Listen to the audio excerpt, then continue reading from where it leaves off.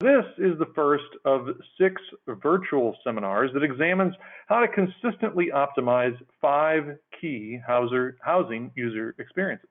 Now, today's webinar, or seminar, I guess we're calling these now seminars, is going to provide you with an overview of the program and why it is imperative that you either adapt or get left behind. Now, I know that sounds a bit ominous, but I am optimistic that you will enjoy your time with us.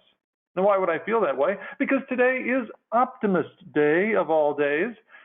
My name is actually Mike Lignan. I'm the Housing 2.0 Program Manager, and if at any point you have questions, please don't hesitate to reach out to me via that chat box over on the side or by email, and I'm going to put my email into the chat box in a little while.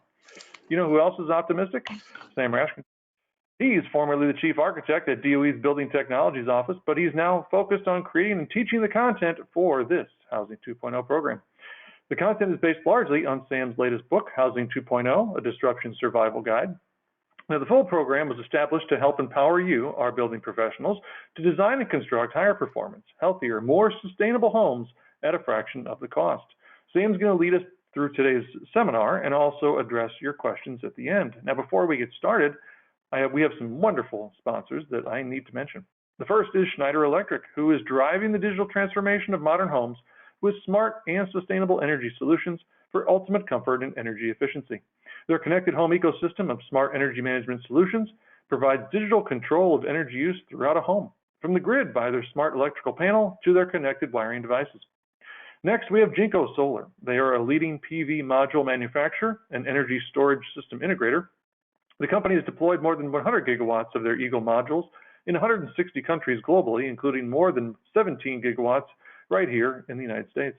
Eagle Storage brings together the best energy storage technology for turnkey hardware and energy storage services. We also have Mitsubishi Electric. Mitsubishi Electric promotes sustainable building through the electrification of residential and commercial heating and cooling products. Their mission is to advance technologies through increase energy efficiency and eliminate dependence on fossil fuels. And finally, we have Panasonic Healthy Indoor Living Solutions. They're helping builders across the country differentiate themselves with powerful, code-compliant, and cost-effective indoor air quality solutions that provide a safer environment for home buyers. Now, during the course of today's seminar, you can submit questions for Sam. Simply use that questions box that you see inside the GoToWebinar control panel. I'm going to review those questions and pose those to Sam after his presentation. All right, is everybody feeling good? If not, you will, because here is our lead optimist, Mr. Sam Rashkin. Hey, thank you so much, Mike, and welcome everyone to the first seminar for this year on Housing 2.0. This series in the beginning of the year is different from our usual format where we go verse by verse through the Housing 2.0 framework. We're going through 6 different key topics about housing optimization that stand alone. So welcome to the series. Like Mike, I'm incredibly grateful for our sponsors who make this unique program available. It's the only program we know that's targeting high performance builders to become industry leaders by helping them also address all those incredibly increasing user expectations when they buy homes. So again, thank you Mitsubishi Electric, Panasonic, Jinko Solar, LP, Building Solutions, Schneider Electric, Green Building Media, and Cognition Smart Data. So here we are, our very first module, 2024, and we're going to talk about the future of housing. And of course, we know when things change, you have to adapt or be left behind. So let's talk for the next hour, fast-paced, look at how we can adapt. And the outline for today breaks out first into the context, why, what, and how behind this whole Housing 2.0 approach to doing business as a builder. And then secondly, we'll look at how we learn from the past and realize disruption happens. It's there waiting and can't seem to be stopped. And finally, we'll look at looking to the future, how disruption finally happens to housing. So we'll wrap up finally with preparing for this future and adapting so we can be positioned for the best success going forward. So this is the outline for today. And of course, like all of our webinars we do, we leave open discussion at the end for any questions on almost any topic you'd like. Hopefully, many of you will most want to talk about the topics of today. So let's dive right into Housing 2.0, a very quick overview of why, what, and how behind this unique program. And it begins with this research data. Comes in various formats. This is one that I like the best, a national lab research study, hundreds of interviews, and to see where people spend their time every day, in their home, outdoors, dining, work, in their cars, other indoor locations. And what should jump right out at you is that among all the places we spend our time every day, nearly 70% is in our homes. So effectively, home is where life happens. And even more so since COVID, because now that we have more work at home and we just, for lots of reasons, in our homes more, I'll suggest it's probably up to about 75% of the day that we spend in our house. So what could be more inspiring for anyone who's a housing professional and realize their focus is on where people's lives actually happen. And what we do with Housing 2.0, why we exist, our core purpose, what drives us every day, is homes where life happens better. And I couldn't be more inspired to do this kind of work. So next question is what? And I'm going to submit that housing is kind of a five-legged stool. And what we're trying to avoid is getting too over-focused on one of the legs. And for many of us who are in the high performance community, we'll be overly focused, I'll suggest, on performance. When in fact, there are 5 strategies and 160 best practices for how we can consistently deliver a better user experience for lower cost. And a framework is something that you can rely on over and over again to get that consistent outcome. So besides performance, I'm going to suggest there are these other key user experience that we'll talk more about later: community, design, sales, and quality.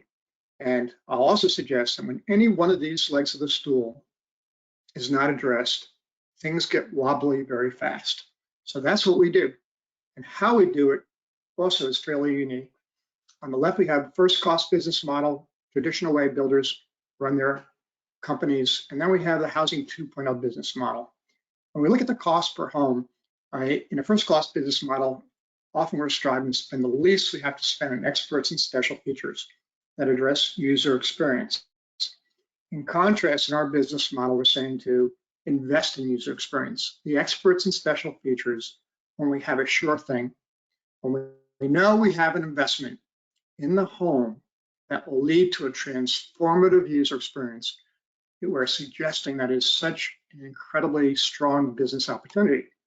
What makes this work, though, is the next step, which is that where we may have all these costs for material, labor, and marketing with the first cost business model, we can in fact drive costs way down for materials, labor, and marketing by optimizing value, by optimizing simple, by optimizing lean, which is minimizing waste, optimizing quality, integrating systems, and something we'll talk more about later, mass customization. There are these huge opportunities to drive cost out of housing, which results in a net cost savings and a superior product that has added value, better experiences, and significant owner savings. So the last step in the process is just to sell better homes for lower cost.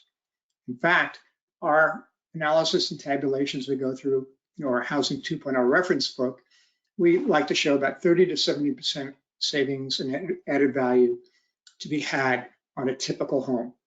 So the key is proving it. And so throughout Housing 2.0, we like to bring in empirical results.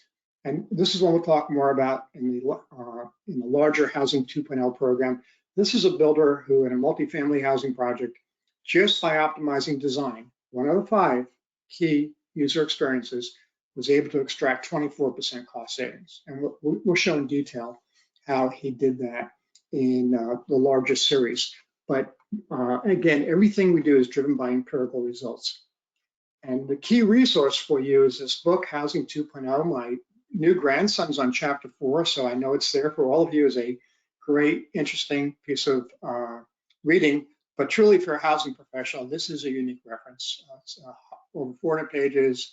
It's about how to optimize all those 160 plus user experiences It's got hundreds of graphics and over 360 citations. A lot of my great friends in the industry have contributed some amazing essays, and it's gone through 8 years of vetting. So I like to say to anyone who asks for the actual slide deck, this is the ultimate reference for everything we do with Housing 2.0. It's at the Green Builder website you see at the bottom. So let's jump in and let's see if we can learn from the past and understand how profound disruption is as a occurring event that happens over and over. It just happens. And the example I like to cite, and many of you have seen my presentations will know this is the go-to for me, is just because it's so visually clear just what disruption looks like with this example. At the turn of the century, 1900s, you had two choices for how you got around the cities. You could drive a horse and buggy, the major choice for people for transportation, or this newfangled technology called the automobile came around about the turn of the century. So those are your two options. And when we look at two images, nothing is more clear at showing how profound disruption is. So we have a picture of 1903, Fifth Avenue, New York City, used to parade. And in the sea of horse and buggies, the where's Waldo question becomes, can you find the lone automobile? And there she is right over here. There's a one car in the big Easter Day parade. But fast forward 10 years, and now you see what disruption looks like.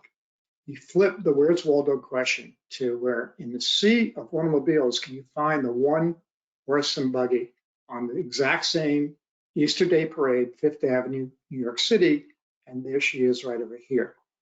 And that's what disruption looks like. Without, just in a blip of time, your world changes. Everything as you know it gets flipped on its end, and you have to figure this out. And now two conditions are great at forecasting and getting you to know ahead of time disruptions happening. The first condition is that you have a driving force for change. There's some problem and or some opportunity to really improve the user experience. The second condition is you have some innovation, a solution to the problem and or an innovation that drives a far greater user experience, much more superior. And this goes on steroids, this whole process, when problems become a crisis. The urgency gets greater and it just amplifies and accelerates the whole disruption process. So the way we can understand this best is by looking at fiction and reality about what was happening at the turn of the century. So at the turn of the century, if you watch this HBO series called The Gilded Age, and you look at the streets at the time, and it's a complete fiction.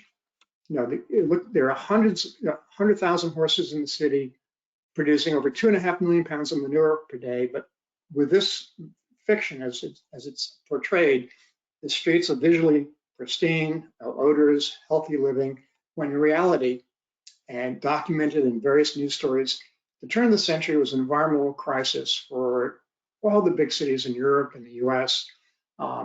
In this article happening here in New York City, again, you can just see the reality was not pristine. It was visually appalling, and you had stifling odors and a health epidemic that was famous at the turn of the century.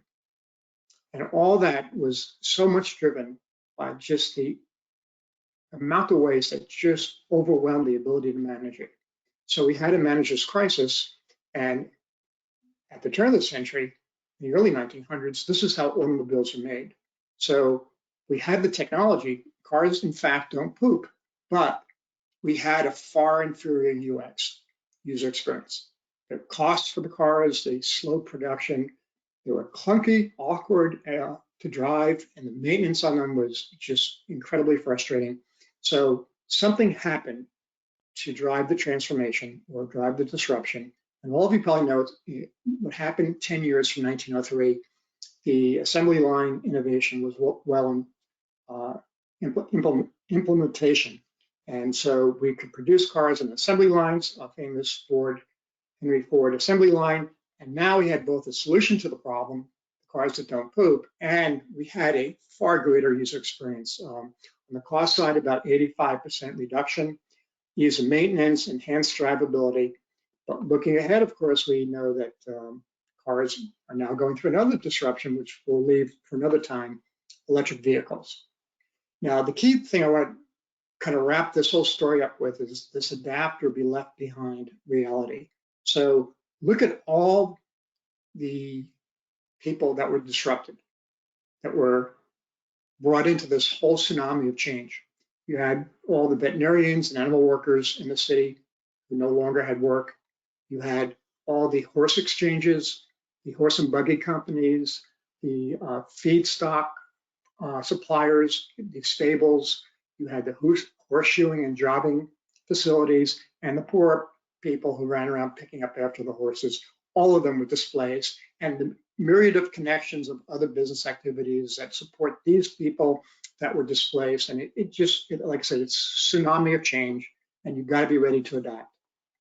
So looking to the future, I'm going to suggest the same type of scenarios playing out in the housing industry to the point where disruption happens to housing. Finally, so let's look at it first that we finally have problems that are evolving or turning into 4 crises, driving a tremendous amount of pain throughout the industry. And we'll look at those individually. They are the lack of user experience readiness, the lack of affordability, the lack of trades, and the lack of productivity. So first thing I want to highlight, we'll start with user experience readiness though, is that we have these tabs at the top that I use to keep all of us anchored into where we are within this framework of 4 crises. So you can track it right across the top where we are. But in terms of user experience readiness, you have to first realize, based on our earlier conversation about homes or where life happens, that the corollary to that is that housing is the ultimate consumer product.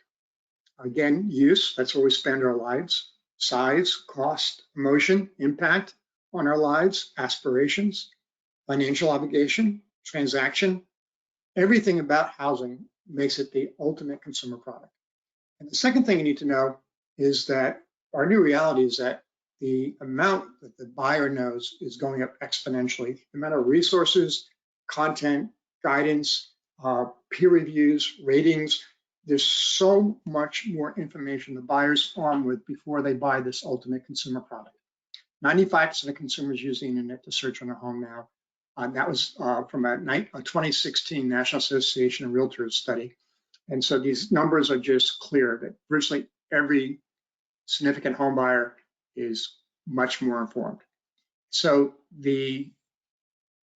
what this brings to mind is I think all buyers are getting also well aware that performance is a must-have. That we'll talk about in further seminars how high performance is left to station or zero is left to station. And so a lot of builders are jumping on this and going to zero and health and so forth. And so it's great because it's a must-have. The problem is the crisis exists is when we don't address all the other increasing and exponentially growing must-haves: open space, daylight, fresh air, outdoor living, storage, smart home, work at home, advanced lighting and color. All these things are just a short list of the much larger list of what home buyers expect when they buy a newly constructed home.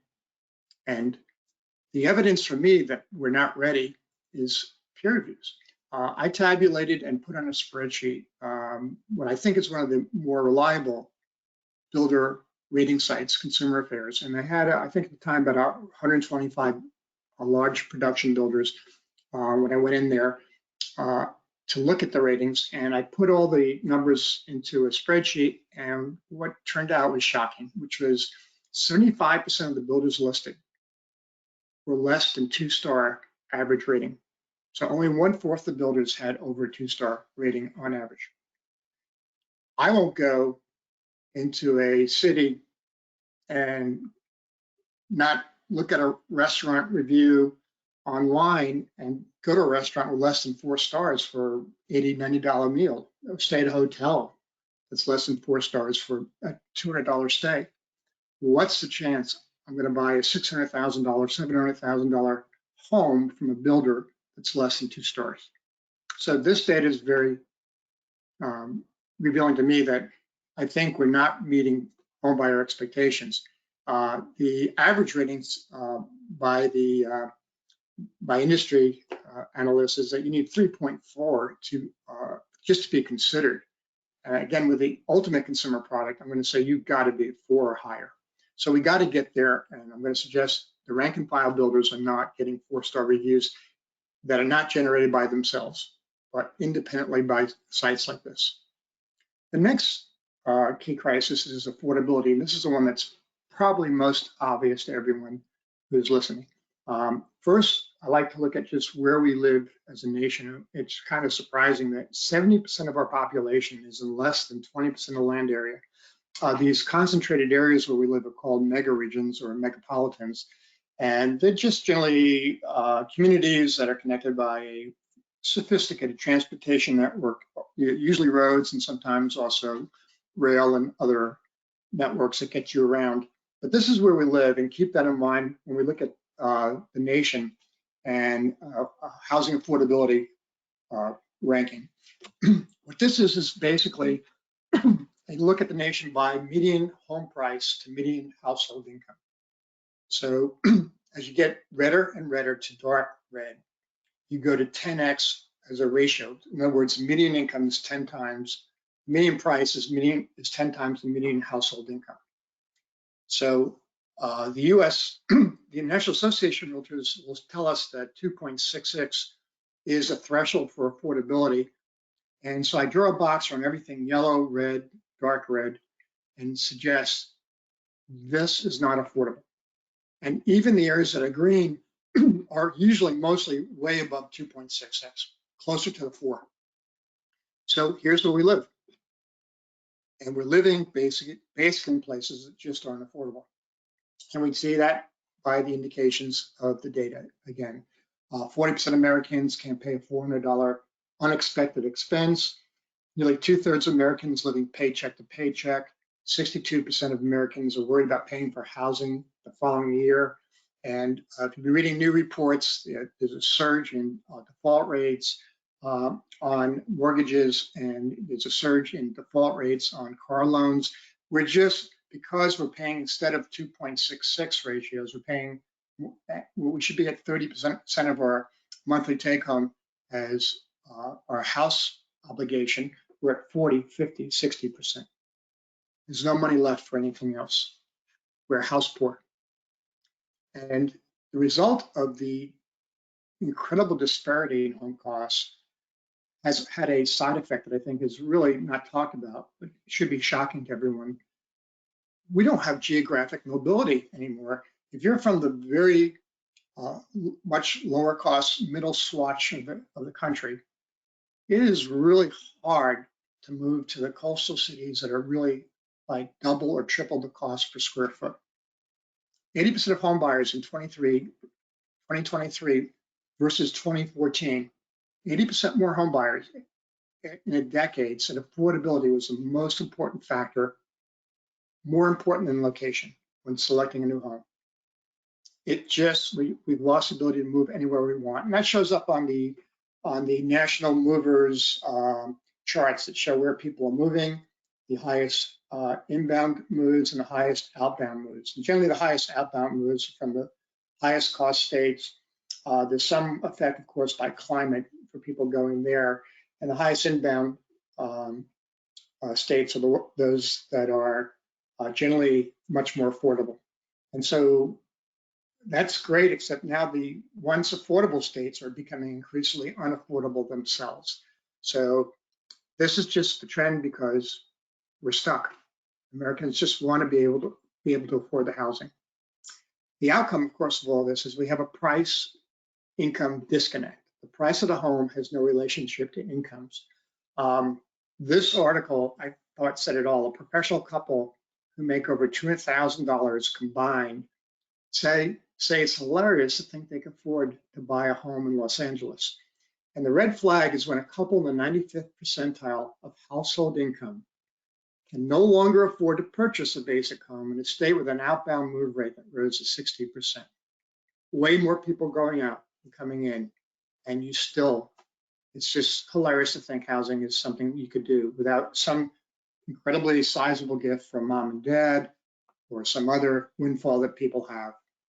It also shows up just in stories like this, where Americans feel they need to win a lottery to own a home. One survey found that 40% of 2,000 current non-homeowners believe that winning the lottery is the only path for them to home ownership. And so this should be disturbing to everybody, that this does not work. And in fact, I'll suggest it's not sustainable. This is the curve for median household income, and here's a curve for median home price. And it should scare everyone, because I don't care whatever trends are going on the last 3 months, the last 5 months, there's so many distortions that are going on. We have a housing shortage because I think 60% of households have mortgage rates under 4% interest, and they're not going to give up those 4% interest rates, creating a real shortage and therefore artificially propping up home prices. We know that things have to burst. And the other thing you should be scared about are trends. So if you look at all the trends for when prices go up incredibly steep, there's always a major downturn recession right after, or the housing market goes into a deep swoon. And so here we are right now, right in the midst of an incredible steep price increase curve. And unless we buck every trend that's been happening in the last 70 years, we have to also realize that there's some high impact event to happen to this industry. It only doesn't happen if for the first time in 70 years after a steep increase, there isn't a big recession in the housing market. And so I'll highlight that it takes greater than 2 times the median household income needed to afford a home in 2021. In other words, you need twice the median income to afford to buy a home in 2021. And more recently, we found in 2023, that was the least affordable year for housing on record. So I don't think anyone in the audience will disagree. And I didn't know even coming into this session that affordability is such a crisis. I hope this helps understand a little more detail why and how serious it really is. Trade crisis is just as worrisome. 90% of builders report finding framing crews and carpenters were just impossible in 2022. 90% plus are reporting just what a incredible challenge it is to just find the workers. Forget about training, skills, and all other qualifications. Just getting people to work is impossible. And HBI, the Home Builders Institute, did run the numbers and found that you need about 723,000 new workers each year just to meet the demand and combat the 1.5 million home shortage that we have. That's a huge amount of workers. And lastly, I'll say in this topic, this is why it's so serious. For every 5 workers that retire out of the construction industry, there are only 2 in the pipeline coming to replace them. It's not getting better. And what really tells you it's not getting better when you also look at the average age for construction workers, 42 and a half, and no pipeline to replace them. This is just a tsunami of worker shortage that's getting worse and worse. We have to adapt to this. And then productivity would be the last crisis I want to talk about. It's just obvious when we look at the auto industry. I showed you this image of how automobiles were first made in the back room about 120 years ago. And then the assembly line came, and now it was incredible disruption that happened. You look at an assembly line today for a automobile plant with all the robotics and advanced construction and automated systems, and it's just stunning just how much innovation has improved productivity in this industry. However, take a look at building housing closure in 1877 in Nebraska, picture from the Smithsonian Archives, to 150 years later, building today. and your head will spin. How glacial productivity improvements have been in this industry, especially for the enclosure.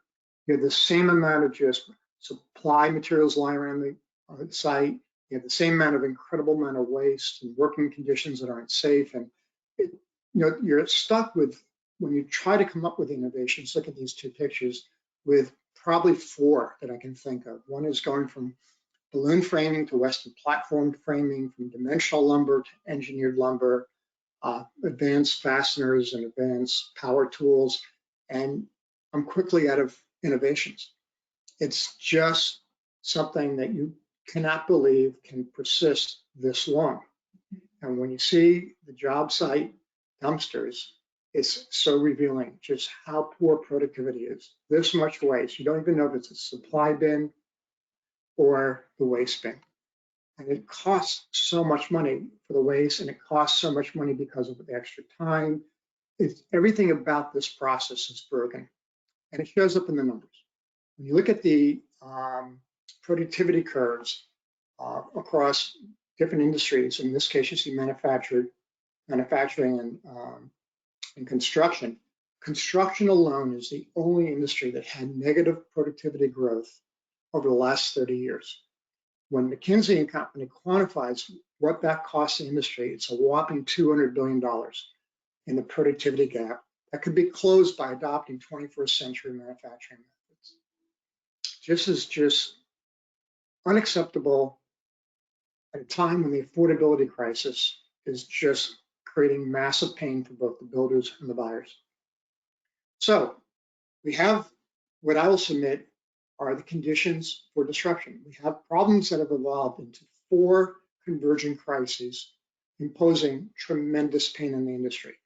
The good news is we have, get this to work, we have a solution. We have four innovations, market ready to relieve that pain. Let's talk about each of those innovations. There's user experience optimization, the aforementioned mass customization, digitization, and systems built. These four underutilized innovations are ready to go to make housing affordable. So let's start first with this user experience optimization. And what I'll do with live presentations I do is often do a kind of on the spot survey. So raise your hand. Well, I'll say, not raise your hand, I'll say, everyone tell me, shout out what you think builder grade means. And virtually 90+% of the responses I get in unison, a large shout of cheap. I try to figure out where did it ever occur to the kind of the leaders of the building industry that a term called builder grade should mean that builders left to their own devices would always choose the cheapest path for their buyers. Where did that seem to manifest itself as a great business model for such an important industry? I finally went to look for an official definition. This is the one I can find that popped up most quickly. Builder grades defined as inexpensive products made from low-grade materials as opposed to quality grade or custom grade materials that are more durable. That's not a good look for an industry. The builder grade option means lower grade solutions. And in contrast, you can look at one of the most successful companies on the planet, Apple, and the origins of Steve Jobs about what helped them become such a profoundly rich and successful company is this business model. If you keep your eye on the profit, you're going to skimp on the product. But if you focus on making great products, then the profits will follow. Making great products. So what is a great product? And I add in red, a great product's obviously one with a great user experience.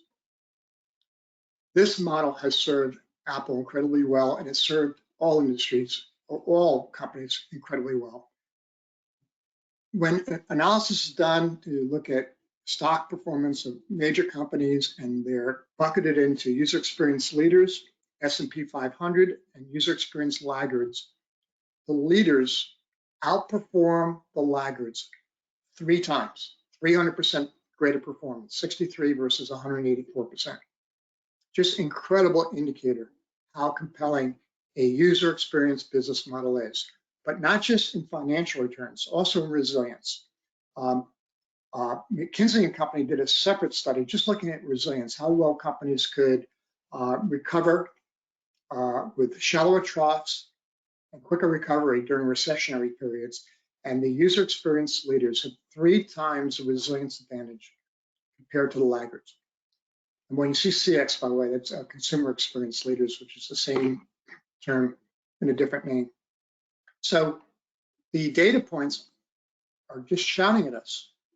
Be a user experience leader for the best business outcomes.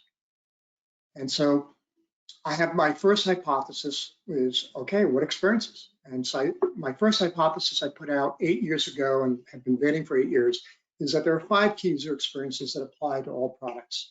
Company design, performance, how product works, quality, how it lasts, fit and finish, trim and all that, the sales and after sales experiences in the company. And so my next hypothesis was, no, I can convert those 5 experiences into a spotted diagram tool for benchmarking different companies to see how they're doing, that we can benchmark their experience. So I go back to Apple and I see why they're so successful. As a company, they inspire people by their just ambition to just use technology to create better experiences.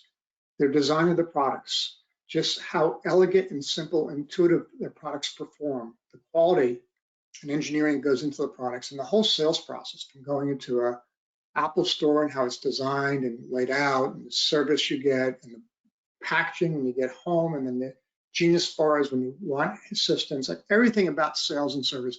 This company is just off the charts, and they have more cash reserves reported in 2011 than the entire U.S. Treasury, as an indicator for just how rewarding a user experience business model is.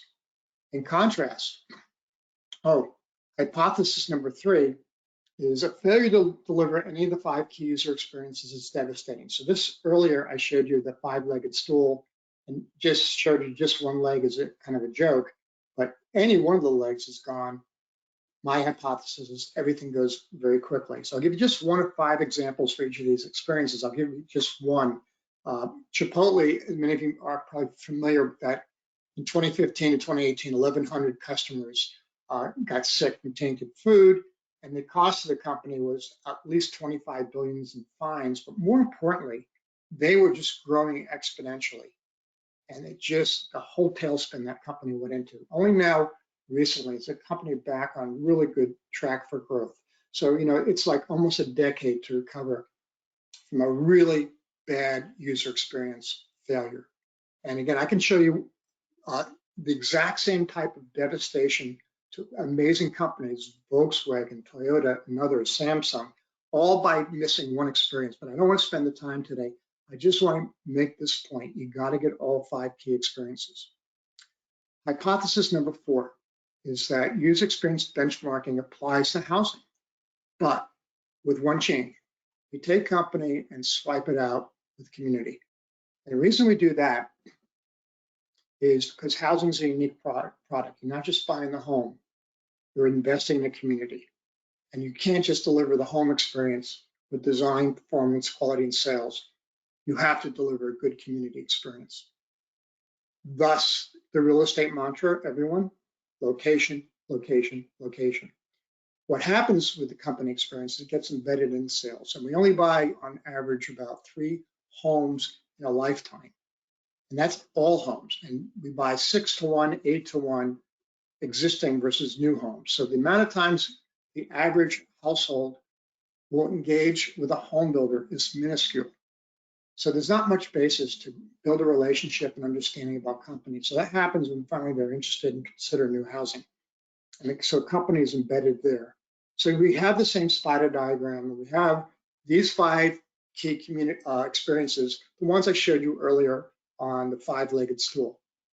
And so for me, I'm a hard scorer. I've traveled and visited tens of thousands of homes over a quarter century of leading the national programs, Energy Star Certified Home and Zero Energy Ready Home.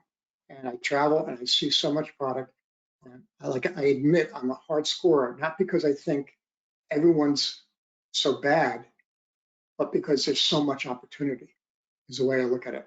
I think communities could be incredibly stronger consistently. Designs have so much opportunity to be better for lower cost, and performance has so much ability to be done more cost effectively and more comprehensive. And quality is just amazing what's left on the table. And finally, sales may be the biggest gap in what you can do versus what's being done. The service in this industry compared to other industries, to me, is such a shortfall. So I score the industry tough. This is what I do. I spent a lifetime trying to get builders to zero or Energy Star, and all I'm doing is moving 1 point out further on the spider diagram. Zero is not enough for builders to become industry leaders. You're that one leg of the stool, you don't have a chance of holding it up. You got to do all 5. So this is what I spend my career and my life doing right now. How do we address the whole user experience? Much like the way building science wants to treat the house as a system, I want to treat housing as a system and respect and understand why home buyers truly buy homes and deliver on those expectations. That's what this whole program's about. You have to do all 5. So the framework, for those of you that will get into the book and into the fall series, will especially dive into each of those experiences in greater detail. The first one, community, has 3 strategies and 24 best practices. Design has 5 strategies and 60 best practices. Performance has 5 strategies and 48 best practices. Quality has 3 strategies and 20 best practices, and sales has 3 strategies and 20 best practices. And what I mean by a framework, again, is a process for consistently getting to a desired outcome. In this case, better homes at lower cost. And this isn't enough.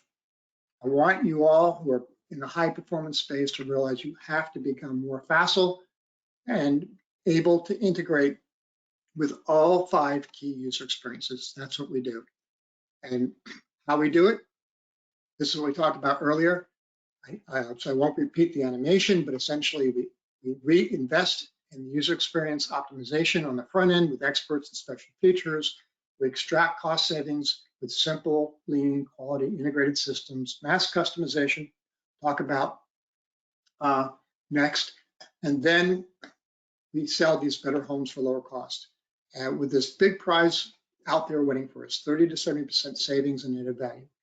And if you read the book, you see all the tabulations. It sounds like an impossible number. It's not. And we need it. Okay, I promise you mass customization. What we are doing as an industry is we're building a product people can't afford. We're building custom tailored homes on what we can afford for a huge chunk of the home buying public is a much more mass customized product. You can't buy a custom product away to the extent we're buying it today. So I share this picture because many of us would love to have a tailor-make our pants, our shirts, or our suits, but we don't, because the mass customized shirts, pants, and suits we buy have our fit, have our size. They're so much cheaper and are well within what our expectations and desires are for clothing. So 99.8% of us will buy our clothing that's mass customized. And I don't believe that we're going to go that number in the housing industry, but we got to go from like almost 0% to at least 25% of buying mass customized homes. And what the concept is you want to develop these optimized building blocks that you use over and over again. If you're going to use them over and over again, it means you can invest and infuse world-class expert solutions. And because you build them over and over again, the cost of that world-class expert solution, the expert themselves and the special features, is amortized over so many applications. And then you offer strategic design options. I will forever be debating my builder friends. You don't need all the customization you think you do. You're overwhelming consumers. You go to the design centers, and I do this over and over again and watch people. It is overwhelming. It's exhausting. You're finally just choosing things without careful selection. It's too complicated a process. And when you do these 3 concepts, you wind up with ample choice, diverse streetscapes, diverse interiors, and huge savings. And we cannot We cannot ignore opportunities for huge savings. So I'll give you an example. A friend of mine did amazing, what I thought was almost like a project that no one paid attention to in Libertyville, Illinois, north of Chicago. And he just, in this one production environment, said, I'm going to build these 6 blocks over and over again on the street. And we'll mix and match, and we'll do 2 or 3 floors. And it's amazing how it works. So A, B, C, D, E, F. And so the first floor, there's A, B, C, D, F. Second floor is, there you have A, B, C, D, B. And you basically infuse these with amazing amount of attention to great detail for design, building science. I think these are zero ready. Health, smart home, lighting, color, landscaping. And you wind up with also interior building blocks. You use the same kitchen concepts. Maybe you vary the counters, some cabinet choices, some backsplash choices, and you have the same thing for the bathrooms and the half bathrooms, but you use them over and over again and optimize them for cost, for aesthetics. And so this is what your options look like on a mass customized project. And I submit that the diversity is well within the expectations of the home buyer. So in this case, you see you have 2 to 3 expert curated options in terms of number of stories, roof truss configurations, pop-out window configurations, front porch designs, siding trim, layouts, and color packages. And the actual street looks like this. I defy anyone to tell me this looks like a typical track development.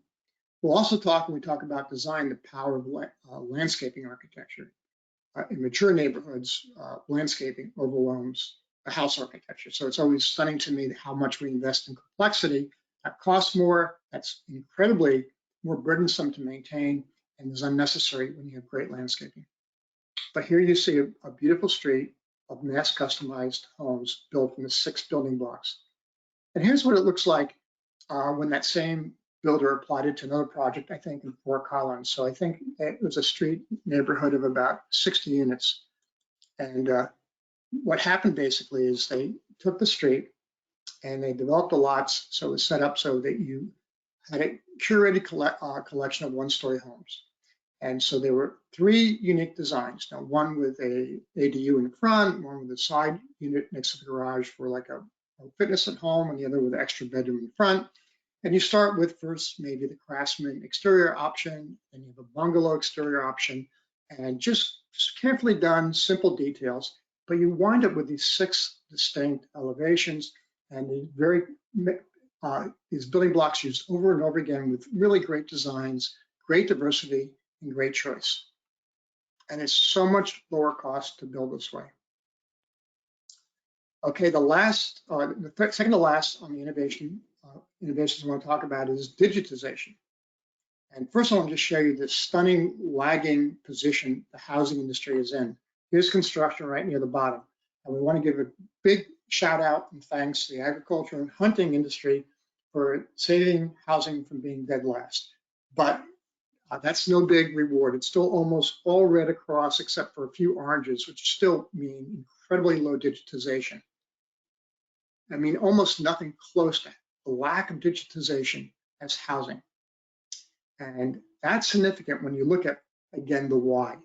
When McKinsey & Company went and looked at how companies performed relative to 3 key metrics, profit earnings, total shareholder returns, and returns on tangible equity, they found that the digitization leaders outperformed by 26 to 65%. Again, huge profit gains by jumping in and getting a hold of digital technology. And so what is digitization? So this example is probably the best I can do as a concept of what it is. You've built the car virtually, a whole twin of the car first on the computer. And when you build it on a computer like this first, you can fully optimize it. You can be more efficient. You can make sure you get rid of any waste that you don't need. You can make sure all the systems are optimized and how they are integrated together and work together. And you can also test the aerodynamics of the car as it drives down the street for mileage. just everything is fully optimized, understood, and the manufacturing has so much less uncertainty and defects and rework, and it's just a completely different process from this two-dimensional analog construction. So we have to understand that the ultimate consumer product demands and must have a fully digital solution. So this is what it looks like, and it's faster, and it's better, and it's cheaper. Faster, again, we reduce cycle time. You have automated bill of materials, automated scheduling. It's also faster in terms of the ability, when it's digitized, to be used many times over just by placing your digital solutions right onto large sites for planning big neighborhoods. It's better quality and accuracy, systems integration, machine learning, and the savings come from productivity, waste savings, and less rework. We just need to fully understand how it works. So in this example, you'll see a digitized house built by a friend of mine, and it's so clear where the plumbing is going, how it works, how it can be optimized. It can be bid so much more accurately. And then here's the mechanical systems, fully laid out, again, optimized for flow. Every piece can be understood. And same thing with all the lighting and the solar and locations and how they integrate can be absolutely optimized. And then you can start putting in your structure. Here's your foundation, and here's your wall framing, and here's your roof framing, and you can make sure all the parts are integrated. And then you can take a tour and dive right in and take a tour of the whole assemblies, make sure everything's optimized, the trim and everything's gonna work right. Everything's has its place for all the ducts and the plumbing. Everything will be worked out ahead of time. And then you can actually look at the finishes to make sure they're optimized as well. Do the trim, intersections, are they smooth? Do they have good details? Are all the spaces working the way they need to work? This is a completely different way of optimizing a home. But first you have to mass customize. And so here's what it looks like all together with mass customization and digitization. So here we have one base plan. In this example, Lago Place in Texas, and it's a beautiful ground floor layout, fully optimized. And then you'll have 5 choices for how we can create outdoor living for this incredibly beautiful first floor plan on the main level.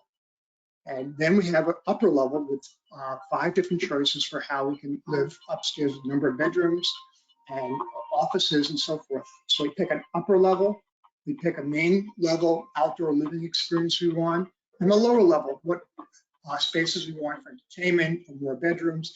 And when we combine and choose what we want, then because it's all digitized, we combine it into one digital home using the building blocks that are fully digitized. And when it's digitized, the computer can grow it into a complete and full product, including all the framing, the plumbing, or the electric. So here you see the home being assembled. But now I can do the same thing for every lot in this project and locate all those homes on that site. And I create almost in a fraction, tiny fraction of the time, a completely visualized, realized community of homes. This one's scheduled to be built hopefully in the next year or two in Texas. So you see how all these pieces work together and are just insanely amplifying productivity, quality, user experience. It's just amazing. So now we need to figure out a way to reduce trades. And systems built, it's time. The business case is that when you build with systems built construction, which are kits, are the least sophisticated level, but you can have your framing kits. You can have panels of various types, frames, structural insulated panels, insulated concrete panels, precast concrete. You can have modular volumetric building. You can have hybrids where you may have modular for the cores, kitchens and bathrooms, and panels for the other rooms. You can have 3D printing. There's lots of options out there that are all being rapidly being developed for delivery. And they're better. The quality, the accuracy, the strength, and the cost savings in time, rework, waste, and at scale. When you start getting 2 and 3 shifts out of these production facilities, costs go down more and more as the base fixed costs are amortized over many, many more homes being produced. So just to show you what the value of cycle time is, in a systems built schedule on top and a site built traditional schedule on bottom, you both have to design, engineer, and permits and approvals. Those are the same before you get allowed to start building. But from there, systems built has this huge advantage. And it comes from the fact that when you're building the site and lot development and foundation, you at the same time with systems built, you could be building the home at the plant. In other words, the home doesn't require a foundation to build the walls and the interior and the roof. You can do that in the plant. And then when you do the final steps, with site built, I have to construct the home in the field under all sorts of conditions with thousands and thousands of parts, where with systems built, you're just assembling these key building blocks and components into the home much, much more quickly than it takes to construct. And you wind up with hardly any site restoration work because all that was in the plant, any waste that exists and any issues with restoration are far diminished. So that might be 30 to 50% time savings. The costs from that are huge. If systems built is 30 days less, 65 versus 95, and the average cost per day for a builder to operate is $500 to $800 a day, that's $15,000 to $24,000 cost savings just from one component, time. Forget rework quality, from having just greater productivity, just the savings from time, cycle time. On top of that, you now have greater velocity. Because I'm building 30 days less cycle time, I may build 1 or 2 or 3 extra homes a year. And if the profit on each home is $20,000, $25,000, on top of the $15,000 to $24,000 for time, I may be each year getting another $50,000, $70,000 of profit because I can build more homes with greater velocity. Time is really expensive when no one even thinks about it to enough extent in the true cost of our different choices for how we build. And to that point, look at the numbers for the US, 2% from this study done in 2019 compared to the rest of the world. UK had grown to about 11%, Germany about 20%, Japan to about 20%, and Sweden's like the poster child for systems built. They're about 85%. Mostly panel construction is where that country has settled as the most effective way to build a new plant. So we may be growing right now to about 3% systems built in the US, not nearly enough, and you see where the rest of the world's going. And why do I say not nearly enough? Because we don't have the people to build the shortage of homes that we have. We have to figure out how to get better, faster with systems built. So I just want to wrap up this whole session to explain why we're so slow to innovate in this industry. The home builder business model and then the impact on how it slows housing innovation goes step by step. One is the priority for sure is acquiring land. That's the dominant priority. So there's so much pressure to use all available resources to have the land to build a home. There's very little resources set aside for innovation. Then the variable cost business model, where the builders don't want to own any part of construction. They want to outsource the entire construction process, so they're not vested in innovation of the production process. And then third, the fragmentation in the industry is enormous, so much more so than any other industry. And the logistics coordinating innovation are tremendous. If I innovate an enclosure, then I have to get the electric trades to buy into it, and mechanical trades, and the plumbing trades, and I have to get the finishing trades. There's so many complexities with all the fragmentation, and everyone not owning the entire process, that logistics shuts it down. And finally, the focus is understandable by builders on all the massive complications and uncertainty. They are dealing with hundreds of different building codes. They have design trends that are changing constantly. They have interest rates that are going up and down. The economy is having all sorts of different kinds of changes over time. They have supply chain issues. They have lack of trades and resources. They have to hold on to the relationships they have. The outcome is so predictable. They're risk adverse to change or innovation because they are just trying to survive with all the complexities and uncertainty of the business that they're in. The result is 20 times less builder investment in innovation than the manufacturing industry. So this is why innovation is so slow. So wrapping up today's seminar, I'm going to say that we have these 4 crises creating a real problem. We have 4 innovations creating a solution. We're ready for disruption, better homes for lower cost. And so if we line up our our crises at the top, and then we have our innovations on the left. We can see that user experience optimization will make us more ready for delivering a better user experience and be more affordable by being, again, optimized for lean, for simple complexity, for integrated systems. All those things will happen. And then you're BIM worthy, so it's time to start mass customizing building blocks and getting even more affordable. And then you digitize for even more productivity, and then your system's built to finally get to the trade shortage that we have, and also to enhance productivity. And that's the disruption that is simply there to see when all you do is connect the dots. And what another way I'll show how it plays out, at least in terms of one significant segment of the industry. I don't know if it's going to be 25 or 30% of the industry, but here's what it looks like when all that innovation is applied and somebody says, you know what, housing is a product, I'm going to build it as a product. So if I look at cars, I ask the question, how can all the innovation in cars be ignored by the housing industry? And when you look at the image there, 4% is we use a car about 4% of the day, and it lasts about 15 years. In contrast, a home, we use 75% of the day, and it lasts hopefully at least 100 years. So how can innovations that replace obsolete old platforms be ignored? In the car industry, we replaced that internal combustion engine that was made in that first assembly line factory with electric vehicles. Now we're forecast to be about 65% electric by 2035.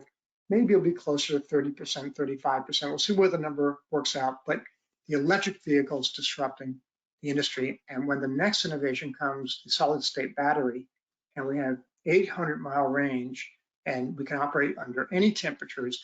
If you think the innovations that are coming are not going to create a massive shift to electric cars, you're just not looking at the user experience. And so I'm saying, how can that innovation not happen in housing? Off-site replacing field construction, or systems built replacing field construction. And everyone will talk more about in a future module, all electric replaces fossil fuel. It's almost insane to run gas lines to subdivisions and have oil tanks. The advanced electric technologies work better. They are just easier and more reliable. They're going to replace. And so I think the future is something called zero electric homes, just the way electric vehicles have become the future for the car industry. The next innovation that can't be ignored is loading up with tech. The cars you buy, the electric cars, have these amazing controls, cameras, sensors, smart capabilities. They're app controlled and batteries. You're not going to leave this out of houses. The ultimate consumer product's not going to say these innovations, not for us. Controls, cameras, sensors, smart controlled, app controlled batteries, and solar, they're there. It's got to come. We can't ignore it in this industry. And optimizing user experience, again, there are too many indicators that when you optimize design, performance, and quality, you lead the industry. So I think the same is going to happen to the housing industry with that extra experienced community thrown in because of the unique nature of investing in both the neighborhood and the product, the home itself. And then cars are mass customized. They're basically, they have digitized, curated design packages and building blocks that configure all these choices from a very short list of platforms for chassis, for engines, for trims, and for finishes. It's amazing how the basic building blocks create so much diversity. That just the way we can change cladding, we change some body configurations to get lots of choices.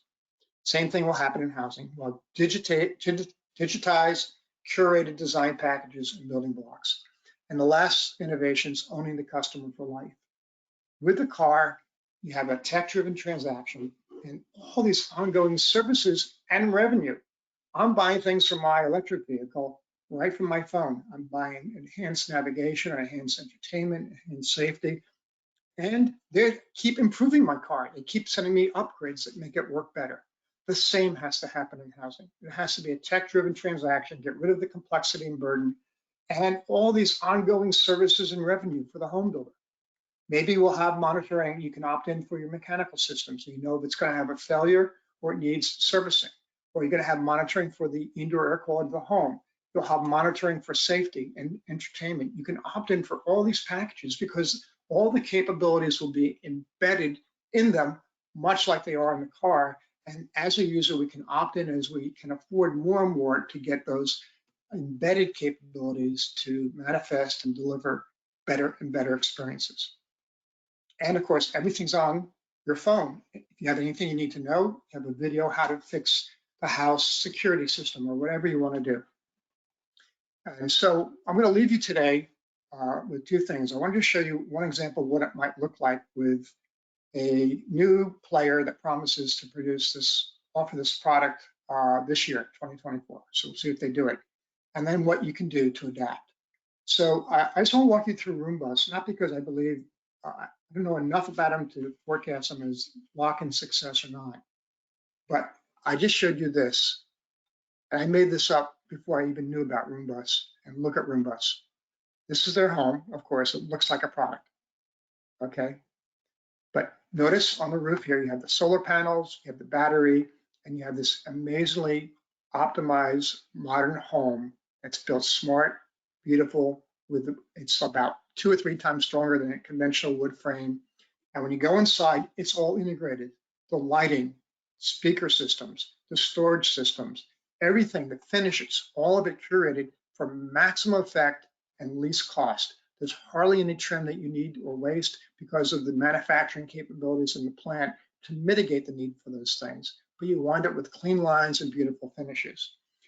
It's made for happiness and committed to the environment. So it has every choice is based on creating a healthy indoor environment. This advanced, incredibly, way more full-featured shower that they focused on. The design is so efficient, there isn't a wasted inch in it. The space has all these storage and capabilities. It has fully fitted kitchens and batteries you mentioned. And there's your application. The whole home operates from your smartphone, just the way your electric car might. The front door, your comfort, your lights, your mood, your cameras, your windows, security, and so forth, all of it. Even guests and everyone else, you can set this up as a Airbnb or whatever it may be, and have guests have codes and come and use and leave that are timed. You have a personal doorman with a 3,000-pound resistant deadbolt, amazing security, far ahead of what most builders are providing, and a whole brain for the home, a whole home control unit where everything is wired and optimized for a truly smart experience. So you have remote locks, smart lights, smart climate control, powered windows, smart ceiling speakers. You have all these mood settings that you can do for your home just at the push of a button. You can have multiple user profiles depending on different people using the home, have like different settings. And I mentioned the guest access, so you can have timed entry and then the digital access goes away, enhanced security. This is what you come with a basic package when you buy the home. And then you have choices. You know, it's basically a casita right now. And the reason I mention this is the price for the 1-bedroom unit with a kitchen and a full-featured bathroom and all those advanced battery and solar system capabilities is $89,000. Okay, so that's almost 500 square feet. So if I buy another 2 modules, one just a connector, maybe it goes up to $200,000. And I put that on a site that cost me $100,000, that's $300,000. And look at everything you're getting, all the features in that home. Let me get going the right direction. So here's what it looks like if you take the building blocks and you assemble 3 of them together. So this is during the day, this is at night. You can see the solar collectors, the battery, the whole advanced lighting systems. And you see what it looks like when you want 3 bedrooms and an office plus the kitchen, or if you want just 2 bedrooms plus the office. But you see how the modules can be combined. So I show this not because I believe and know enough that this is going to just disrupt the market, but it shows that people are thinking exactly what I'm suggesting, that you can't ignore all those innovations that are there for the taking. And I know that one of these providers is going to crack the code. And people are going to realize, oh my God, I can get this for $200,000 Do I want to buy that custom-made home for $500,000? And you're going to see someone's going to crack the code. So how do we adapt and how do we prepare for the change? So if you're a housing professional, builder, architect, developer, system built company, affordable housing, first bullet, everyone needs to transition to a user experience business model. Let's not fool ourselves that housing is going to be the only industry where being a user experience leader doesn't provide incredible, massive returns on the bottom line. And the best way to do it is just by start customizing the Housing 2.0 optimization framework for your business. I have 160 best practices, but I'm not delusional that everyone should do them. I'm saying, here's what we've learned from 30 years of curating, collecting all these best practices. What meets your preferences, your tolerance for change, your marketing conditions, your demographics, your climate conditions. Just start curating what best practices you're ready to do, but start to take your house to the next level. And more, you got to look to stop over customizing homes. We have to start using building blocks over and over again. Maybe start with kitchens and bathrooms. And track the emerging digitization providers. You can engage experts or in fact become one, invest in-house to have people become your digitization in-house expert. And then you can start digitizing your BIM-worthy designs because you'll want to use them over and over again. And evaluate the systems built options. There are many that I didn't have the time to go through, but do the math and realize that the first time you try one of these new systems, whether it's structural insulated panels or whether it's a modular home, you'll have more time and cost than the next one, because once you figure it out, you get past the learning curve, there are huge savings to be had.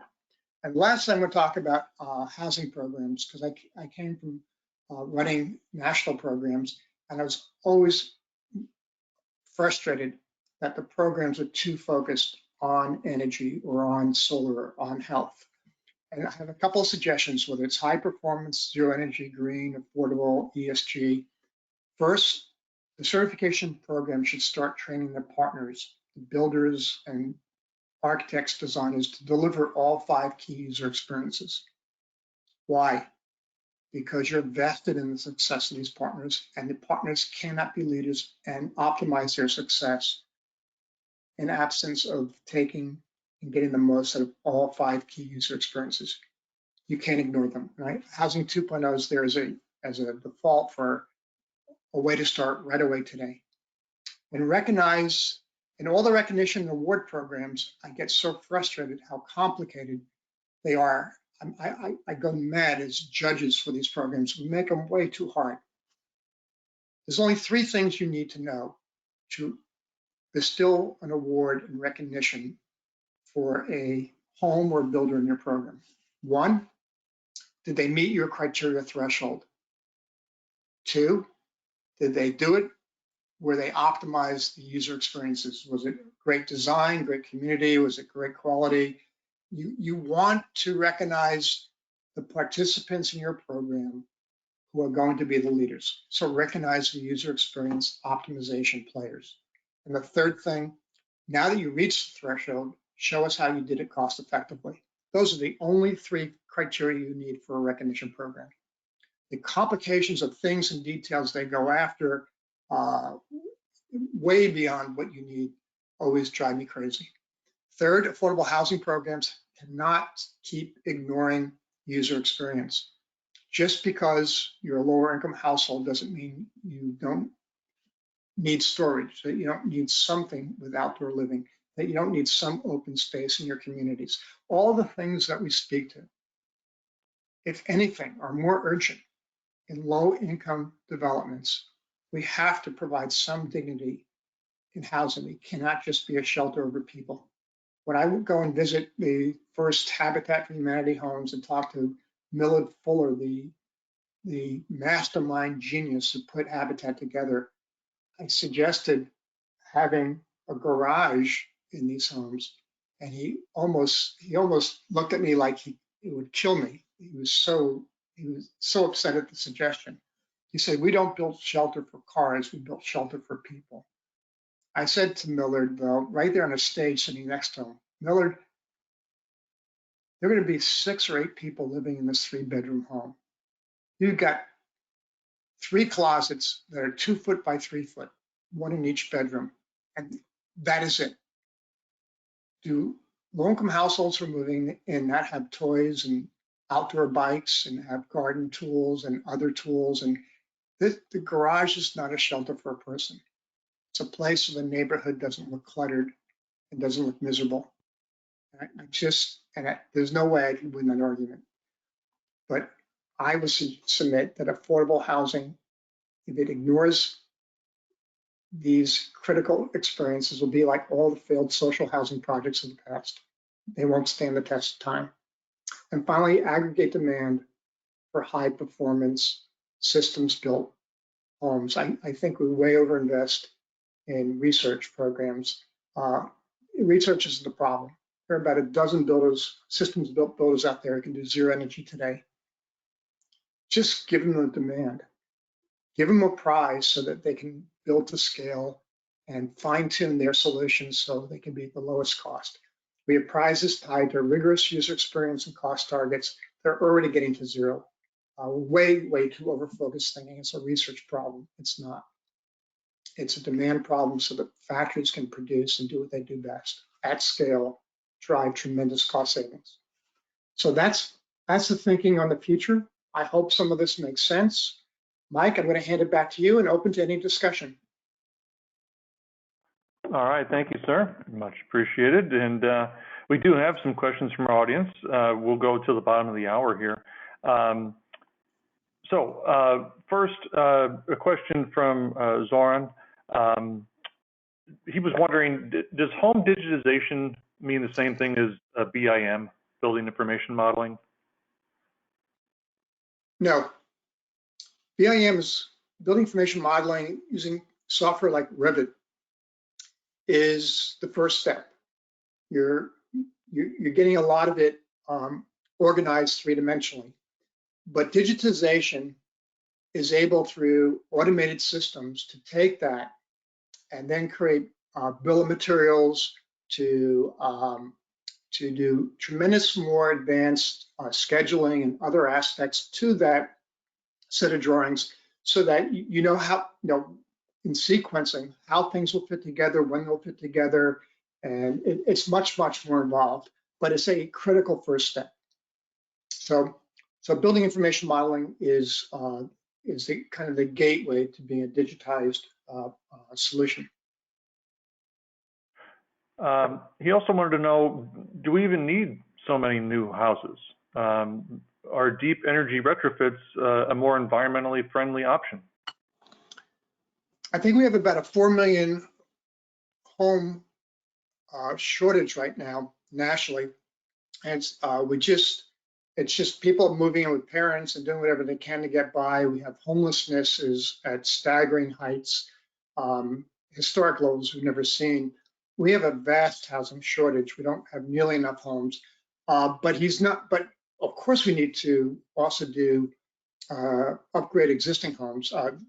It's probably one of the biggest infrastructure issues that people don't talk about.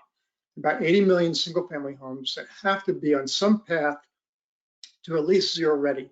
So I think in module 6 or module 5 of this series, we're going to talk about existing homes and how we get them to zero.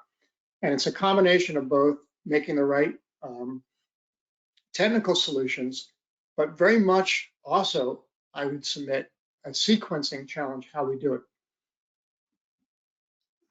Yep, that's right. Actually, we are going to be talking about that in seminar number 6 of this series. That is scheduled to happen on May the 2nd. So registration is not open for that yet, but that's just kind of a coming attraction. Mike, I would encourage everyone to put that on the calendar. There are huge minefields for trying to go to zero ready or even Energy Star level performance that could really ruin these homes in terms of moisture issues and other problems. It's really critical to understand those minefields. So I think I'd like everyone to put that on their schedule, because I think that's a great question about something very important. What do we do with the existing housing? I'll put a note in the chat box. A second, make sure you're there. All right, so we had a question, and I apologize if I butcher the pronunciation here, but Lutz Marina wanted to know, is it possible to get your presentation in Spanish? Thinking of having you maybe present in Spanish-speaking countries. Boy, I struggle so much with English. My goodness, to think about Spanish. If they're interested, reach out. I'll see if we can find a way. I have a lot of good friends that speak Spanish, and if not me, we could find a way to translate. You know, we've joked internally about taking Housing 2.0 on a world tour as in-person events increase, and now here we are getting international requests. Back to Zoran, he had a question. Is a fall in home prices unavoidable in current circumstances? Sorry, current circumstances. Great question. So let's understand what home price is, right? It's two components. It's the land and it's the house itself. So in terms of new construction, I don't know that the cost of materials and the cost of labor have any chance of going down. So I think that cost is locked in to either at best stay the same or go up. You know, the cost at the rates that we're seeing.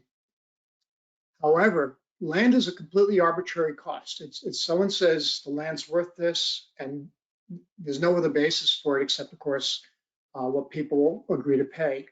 So the one soft area in housing where costs can go up or down the most is on land cost.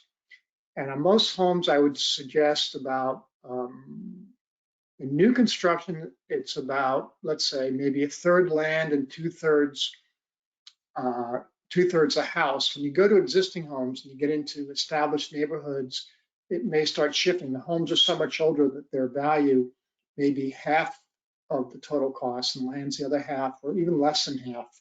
So when you ask about, is there a risk of cost of housing going down?